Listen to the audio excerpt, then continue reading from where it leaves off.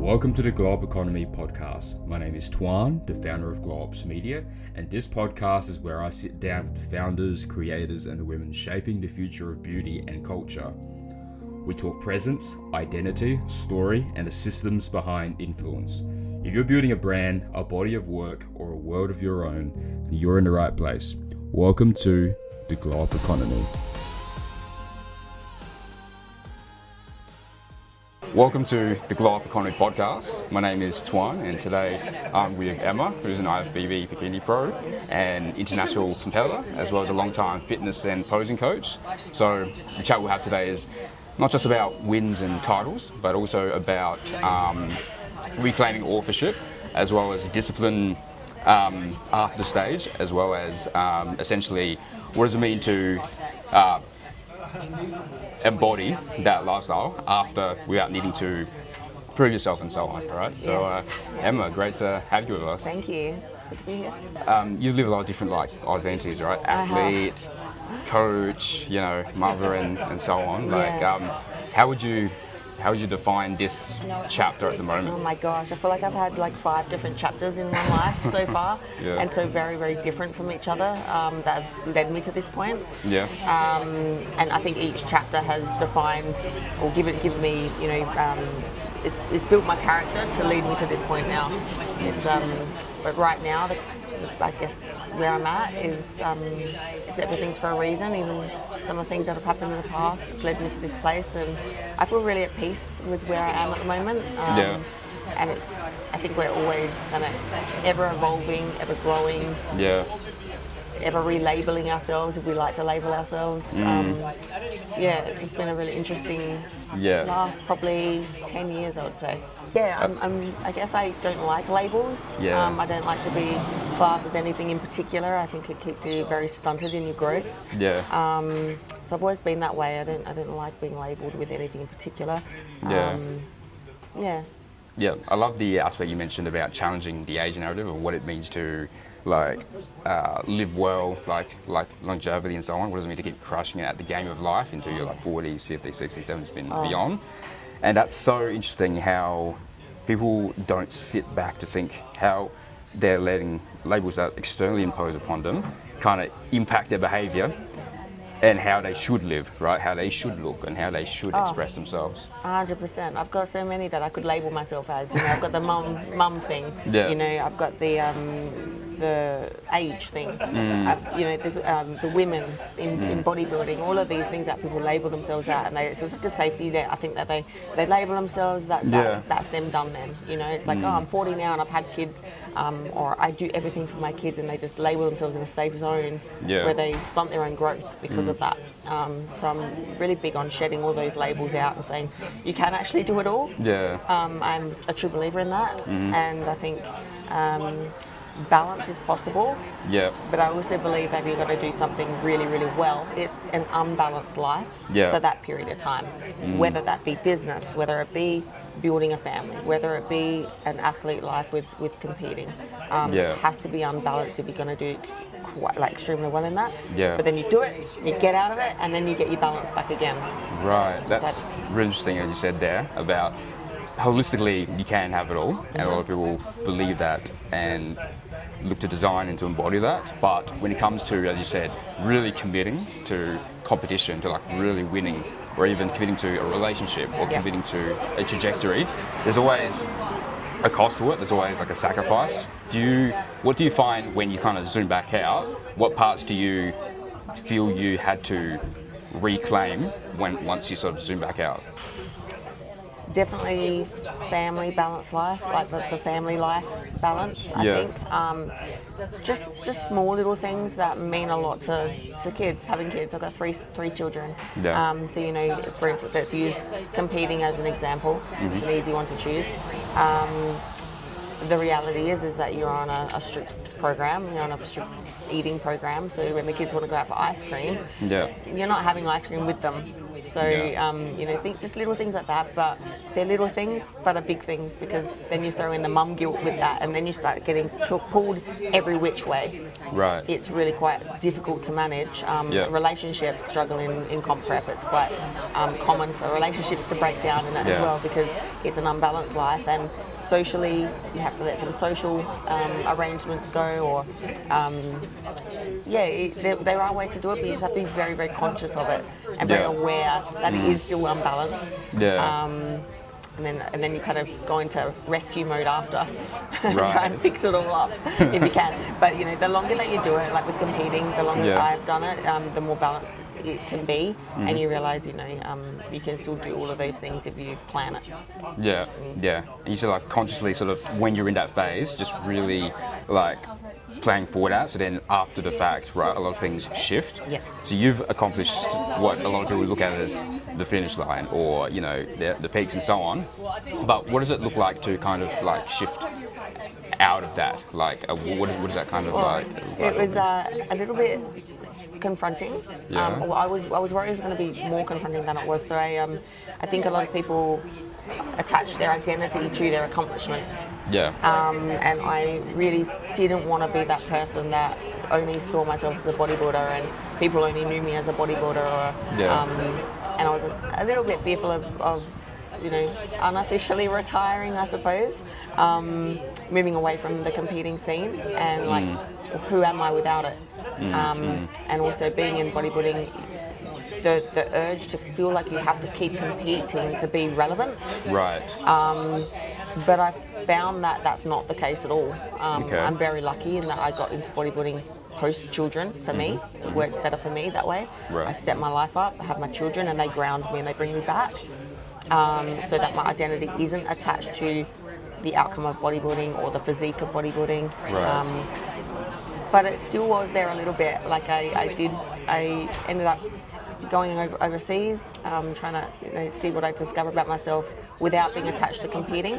So usually every time I would travel overseas, I was always attached to competing. And late last year I decided to go just for me, and to see how it was just traveling for the sake of traveling. And I ended up in this little village in Thailand, and it was like a little hippie village. It was amazing. I loved it. I thrived there. But I realized that my outer didn't matter at all. And they didn't care. No people were talking to me when I was completely covered up, which was new. I always thought that people would only kind of come to me for the outer, the way that I look. Then, the more extreme you look in bodybuilding, the more attention you get, the validation maybe. And I found myself sitting at these little coffee shops talking to these people who didn't even ask me what I did. So I couldn't say, but like I'm this or that. They didn't care. I didn't bring it up. It was just like on who I was. And so that was a real big identity shift for me. Accepting that I am more than the outer, and also realizing that I was probably hanging on to a little bit of the identity of the bodybuilding world, as to who I was. So it was a eye-opening experience to feel that. And then coming back into the Western world, it's easy to creep back into it as well. It's easy to keep doing the, slip back into that of the external meaning more than the internal. So it's really important for me to try and always come back to what I learned on that trip away, and to try and bring it back to my real life here. When you were in Thailand and you had that experience, right, and you had sort of that breakthrough of being in the inside out rather than the outside in, how did that feel in your body when you first sort of realised? Uncomfortable. It's as bad as it sounds. I felt like ripping open my Instagram account to people and going, yeah, but look. It was so, I was like, damn, I'm so vain. But it was like interesting to feel that, because I didn't think I was that. But obviously there was that little bit of me that was. And it was uncomfortable. It was like, shit, like maybe I'm more interesting than I thought, than internally, than just this outer. And so it was really confronting. I took off my acrylic nails, I took off my eyelashes, I ripped out my extensions, and I just went raw. And I was like, well, love me how I am. But like I said, coming back to the Western world, the acrylics are back on, the makeup's back on. So it's trying to find a balance of, you know, you want to look good still, Yeah. and it does mean a lot to me because I think as well with bodybuilding, your outer shows your inner in some ways. It's like it's the representation of what's going on in your head, the discipline, the determination, the dedication, all of that shows on the outside because of what you do. Do you think it's coming from a different place, like after the experience you went through, and sort of the anchor and also post-comp? Do you think, because the outer and the inner, they're both so important, do you think it now comes from a more grounded place now, like coming back to the West? Yeah, I've always said that I think with competing, it's a mindset sport. You know, the glitz and the glam is just the stage part. That bit really is just the end product, whatever. Like, you can't control the outcomes. Yeah. It sounds so cliche, but like the journey of competing, of prepping for a show, it's all mindset, and you learn so much about yourself. And I think that's why, for me, that's why I love it. I just love prep. I could be on prep forever because I just learned so much about myself. So I do think that it's I think the inner work that you do through a comp prep is just extraordinary each time you compete. For 10 years I've been doing it, and each time I've learned something new about myself, about others, about boundaries that I need to enforce and then keep post comp as well. So it's I know. It's an amazing journey, I think, on prep. It's not for everyone, but I think the ones that probably don't last are the ones that don't see it as a mindset thing. They just see it as a physical thing. Right. And they're the ones that usually don't last. Yeah. Do you think that is like the difference between, say, the girls you coach, where discipline needs to be put upon versus if discipline came already as a choice from within? Do you find that sort of like the biggest difference as well? Yeah, I think so. I think I probably turn more people against bodybuilding than toward it because I say you've got to have done the work first. You've got to have done the work or doing the work internally to be able to do, because it can be quite soul destroying if you don't, and dangerous as well, psychologically dangerous, being very much body focused. So I feel like, you know, the women that I tend to attract are just amazing women. I just attract crazy, amazing, beautiful women. There's like very encouraging. They've dropped they're ready to move through as well. They're going through their identity, learning who they are again, or learning who they think they should be. A lot of mums come to me as well who have lost themselves, and I've been there. I've done all of that. I've felt all of that. So again, stage is just the glitz and the glam. There's so much more behind it. And do you think, like, at that point, before they're ready, there's a certain level of self-awareness that needs to have played out before they come, or what? 100%. Yes, absolutely. I always say, you know, when you compete, you'll never see yourself that lean ever again. So then I bring it back again. Well, you've contacted me as a coach to train you and do your nutrition, because at this point, when you weren't even comp prepping yet, you loved yourself that much that you thought that you were good enough to stand on the stage. So you've got to remember that you've got to come back to that. And don't attach yourself to the physique of a competing physique, because that's just going to destroy you. So they have to have done the work prior. They have to have loved themselves internally and externally enough first before even thinking of starting a comp prep. Right, and that's how you'd like cultivate that self-love through time, but you're able to keep doing it again and again. And again, it never stops. it's like a vehicle that for self-improvement, and you learn about yourself. And from what I'm hearing you saying is, if it becomes about the title or the ego or the identity attached around stage, that the high becomes very, very unbearable afterwards, right? Or you just can't hold on to it, can you? It's just a plastic trophy. And it's a subjective sport as well. So you have to really separate yourself. This is the way that I tell my clients and myself. This is the way I've run it. And again, this is why I think I've been so sustainable throughout this, like for 10 years now doing this. Is I detach my physique on stage to my, there's no emotional attachment to it for me. As soon as I go into comp prep, it's not my body anymore. I'm training for the judges, and I'm training for a look and a criteria. So I have to remove emotion. So it's literally not my body. Coming away from stage, the balance side that we were talking about, you have to start loving your body again, because I'm big on being in your feminine and loving your body from within and the exterior as well that comes with that. So moving from like a competing physique mindset versus a lifestyle and real life physique is really important to know the difference. Yeah. Yeah. Yeah. It's kind of tying back to you said earlier about boundaries as well, and about why it's one thing to love ourselves, but it's another thing as well, as you said, something you mentioned about the judges, right? And big judge on the stage and the sport is the most cleanest, purest form of judgment. Yeah. Versus, let's say, in real life, right? There's judgments from other people which might not be most clean, it could be most messy and so on, right? So just tying it back to that, how do you separate judgment that's worth considering and taking on board versus ones where you just shut out instantly? Yeah, I was talking about this the other day actually, about judgment, and you're exactly right. Like on stage, it's just they see what they see, and they don't care about your history, they don't care about your journey, they don't care about your personality, nothing. I feel very comfortable up there. I'm like, judge me, like tell me where I'm missing or lacking. It's a really interesting way to be looked at. I mean, I get people all the time, how can you be on stage and be judged like that? I'm like, it's a sport, or it's a, I love that. It's, like I said, very raw, pure, just on the physique. As soon as you step off that stage and you start to do school pickup with the kids, or you sit at family lunches and you can't have, eating the food that they're eating, or you're getting up and down looks from jealous people, for instance, or people that are questioning why you look the way you do. That's a whole different type of level of judgment. And that, I feel, is more hurtful and harmful, because you feel like you have to justify yourself all the time. And in the justifying, you then become potentially a people pleaser, trying to, I got stuck in the hole of trying to make sure people knew that I was a down-to-earth person. Because outside I didn't look like it. Or I'll get people come to me and they go, oh, you're actually really nice. I'm like, thanks, I think. Or they say, oh, you're very intimidating online. Because it's all they see is what they see.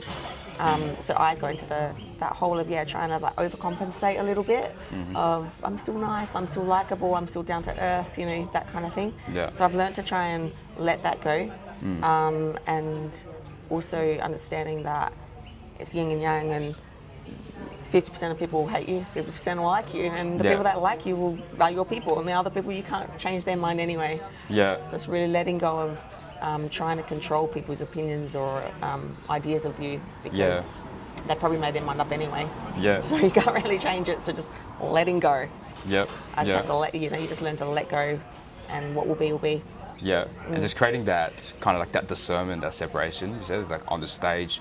And I think that kind of brings back the play aspect of it, so that you can stay open and just like have fun with it, really, and just really like step into that, versus kind of not separating it from yourself. Would that be correct? On stage, you mean? I wanted to be an actress when I was young. I was riddled with social anxiety as a child, anxiety, eating disorder. And the only time I thrived was on stage, playing a role. And I was up there, and it wasn't because it wasn't me. So I loved that as a kid. And I'd step off and I'd be like a trembling mess, but on stage I was safe. So I think that's come into it as well for me, for competing as well. Like you said, you play a role on stage. I've become this goddess, this whatever I might want to choose on the day, and I just bring it, and I love it because it's playing a role. I still very much me, but it's the it's like me, aspects of me just like highlighted. Isn't that powerful, hey? How like archetypes, because growing up was similar, right? Like social anxiety, a little bit of nervousness, but I used to play music and play guitar, and you can step on the stage, you get to choose, and you get to you get to become the alter ego, which I've learned later as an adult becomes just being your best self, right? Because in hindsight, you can be thinking, oh, is that really me, etc., etc. But in a lot of ways, that is always been a part of you. It's the vehicle allows you to tap into that and just allows you to fully express yourself. Exactly. It's it's allowing you that safety to express. And if we can do that outside of the stage, then that's really, really magnetic. Isn't it? When you can just sit with it, who you really are. Like now I own the parts of me that are a little bit crazy or loopy or whatever. And like the people come. No, they don't. But it's I feel more at peace. And if people come, cool. If they don't, cool. Like whatever. And it's, I think I don't search for anything. I don't come from a place of want or need anymore. It's just I think I just want a peace, and with that, Yep. things free flow. Why do you think a lot of people feel almost afraid to be a little bit unhinged? Oh, fear of judgment of others. Yeah. Yeah. Everyone's too scared of what everyone else thinks. Yeah. They really are, and it's really, at the end of the day, who cares? Yeah. I mean, I do. I'm not going to say I sit here and I don't care. Yeah, of course yeah, I do. of course, yeah. There's always that part of me that, worries what other people think or whatever, or are they talking about me or whatever. Yeah. But it's 10 times better than what it used to be. And the more I sit with knowing it's okay that I can't change it, the better I become. It's just always ever growing in that.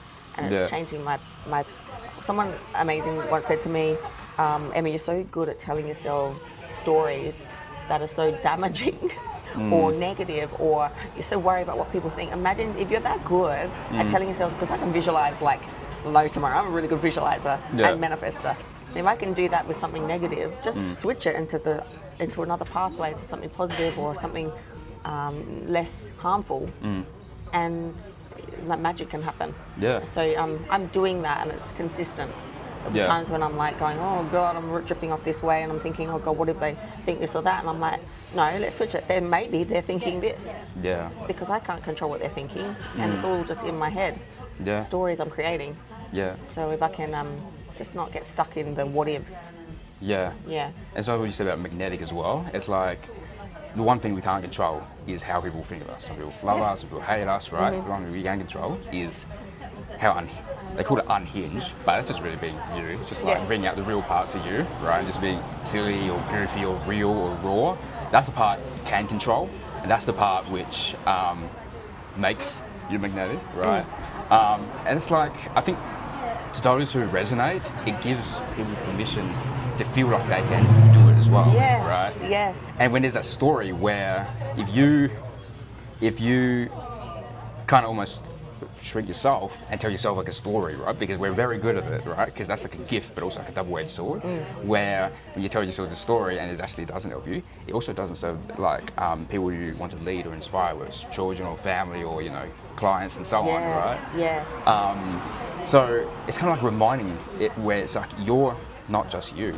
You are like like you're part of the infinite consciousness, whatever you want to call it, right? And so on, right? Oh, absolutely. And I think the more you do it, the more you can lead, and you see it's like the ripple effect. Yeah. It just takes one to do something unhinged or loud. Or for me, it's a lot of women that come to me. They're like, they love how confident I am. So the more I post my selfies, I don't care that you get sick of it. You can mute my stories. Like, I will post my selfies for the one woman, even not just for me, for the one woman that's doubting herself. To go, Emma's in the middle of a gym taking a selfie of herself. Like, fuck yeah, I can do that too, and like build the confidence. I don't mind being the bad guy if it means that it ripples effects out to the women that are ready to receive, because many aren't. And I just wish that everyone was, but they'll get there hopefully. If it just ripples out to at least one or two, and people, I always say that people are watching that you don't even, what's the word? I don't know what they're saying, but there are people watching that you don't even realize that you're inspiring. My clients as well, they'll put a little post up and I get feedback from someone else about, wow, she's amazing, she's 60 years old and she's doing this competition, that's inspiring in itself. That's so interesting that you said that the people we're inspiring haven't even met yet or even know of us yet. And so that comes with it like its own impact and almost like a responsibility to be the best you can and just embody that and just post. Because that's how people feel seen. Because imagine if you stop posting. Because how fucked up is it, right? That we live in a society where someone would think it says a lot more about their projections to feel weird about you expressing and embodying yourself, right? So that others can feel seen and feel connected, right? Isn't that kind of interesting? Well, everything's a mirror. And as soon as you understand everyone's a mirror, and if they're projecting insecurities or if they're judging you, that's their insecurity. Once you understand that, it's so much easier just to do you, because it's not about me, it's about you. I'm sorry my selfie makes you feel uncomfortable because you're insecure about how you look. Let's work with that. I hope this for you and that for you. So, you know, let's work on your confidence, because it's like reverse psychology unknowingly, because it's always about them, not you. Yeah, and the mirror is always like an examined or an unexamined self, and depending on how someone's reaction is, it's their work or their work they've done that they recognize in it when they see you like post a photo or do a reel or do a video or so on, right? Yeah. Which is really, really, really fascinating stuff. Yeah. Like, if we zoom back out, like if there was like a word or a theme, right, to describe this arc or this chapter of yours, like what would you kind of call it? I don't know. The becoming, no, I don't know. I've had, like I said, I've had so many revelations over the last 10 years, so many rebirths, if you want to call them, or it's just, I don't know, I really wouldn't have a sentence, I don't know, or a word for it. It's just been a big 10-year thing. I don't know, I feel like I've maybe coming back, you know, they'd say about coming back to who you were originally as a child. I can see elements of my little girl there that wanted to express herself, wanted the confidence. Yeah. If I can do that now for her, that, you know, I feel like that's just ever evolving. And also seeing my children as well, I want to show them the things that I couldn't do as a child. If I can, again, like we were saying before, if someone leads the way, even if I'm cringe, my kids think I'm cringe. I reckon I'm a cool mum. But anyway, you know, I'll be cringe for them if it means that I can show them that it's okay to be out there or be yourself. You know, they might find it cringe now, but when they're 20 years old or 30 years old, they might come back to what I did and be like, well, mum did it. Mum had a big sale on the internet. Like, you know, like, mum stood on stage in a bikini. So it might give them the confidence. I don't know. Yeah. It's got to be a bigger why than me. And it always is. It's always my clients, my women empowerment side of things. I thrive in that. I love seeing women come into their own and own their power, and then the ripple effect of others seeing that. And my children. Got to be more than just me. I don't. Yeah. You know. Yeah. Coming back to who you are, yeah. Like just remembering who the fuck you are, which is the important thing. If we wrap it up, if there was one piece of advice you'd give to your 12-year-old self, like or your younger self, what would it be? Yeah, probably what we said about just not caring what anyone thinks. Yeah. Just do you, and you can't change people's opinions of you. So don't waste your breath trying, because it can just destroy you. You just run and run. It's just infuriating. Yeah. So you just let it go, free flow. Yeah. Yeah. Love that. Yeah. If anyone wants to like follow along, like see your work, you know, like follow along, where can they find you? I've got my coaching page. So I'm a sport nutritionist trainer online, and then I do the posing side as well. So it's Emma.kcoach, or my other page, which has got all about me, is Emma.k IFBB Pro. Love that. I'll put it in the show notes, like afterwards in the description. And this has been a really, really good conversation. Yeah, it's been amazing. Thank you. And the side about discipline and identity and what it means to just own that and just embody it, right? Just for yourself and for those who can be inspired by you, like whether now or down the track, is just that's the powerful part. So yeah, thanks for having me. Yeah. Thank you. Hey, thanks for tuning into the Glow Up Economy podcast. If this conversation landed with you, then share it with someone in your world who's building their own glow. And if you want to explore these stories deeper, then you can find the full features and the spotlights at theglowupeconomy.com underneath the spotlight, the magazines, and the podcast show notes. My name is Tuan, and this is the architecture of modern feminine power. And we'll see you in the next episode.